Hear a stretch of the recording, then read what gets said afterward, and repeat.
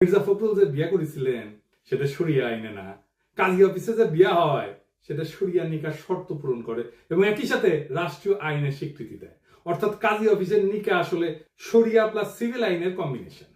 শরিয়া আইনে বিশ্বাস মুসলমানদের জন্য আবশ্যিক। একজন মুসলমান কোরআন এবং সুন্নাহ মানেন মানেই তিনি স্বীকার করেন যে সেখান থেকে নির্গত আইনই তার জীবনের বিধান। অতএব শরিয়া আইন মানা মানে আল্লাহর পাঠানো আইনগত কাঠামোকে মানা। এটা কোনো বিকল্প বা ইচ্ছিক বিষয় না যে আমি বিশ্বাস করলাম বা বিশ্বাস করলাম না, বরং ইমানের অপরিহার্য অনুষঙ্গ একজন মুসলমানের জন্য।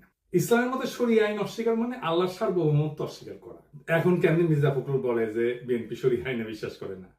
এই যে এখন তো তারা বলে না যে মৌলবাদে তারা বিশ্বাস করে না, এটা ওই সময়ে দেওয়া সাক্ষাৎকারে আছে। মানে এটা এসে দিছিল ইন্ডিয়ান এক্সপ্রেসের সাথে, মানে ইন্ডিয়ান মিডিয়ার সাথে দেওয়া সাক্ষাৎকারে এই কথাগুলো বলছে।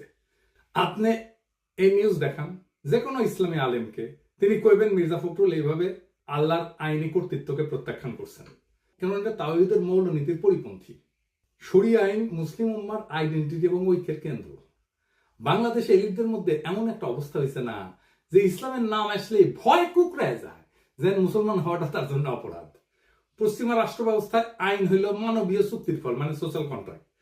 তাই সেটা পরিবর্তনশীল, ভগ্ন এবং বিভক্ত। কিন্তু মুসলমানদের একমাত্র নির্ভরযোগ্য আইন কাঠামো হইল শরিয়া আইন, যা কুরআন এবং সুন্নাহর সাথে সামঞ্জস্যপূর্ণ এবং উম্মাকে এক সূত্রে গাঁথে। তার মানে শরিয়া আইনকে অস্বীকার করা বা অবিশ্বাস করা মানে মুসলিম উম্মার ঐক্য, ইতিহাস, ন্যায় বিচার এবং বিশ্বাস কাঠামো সবকিছুতে আঘাত করা।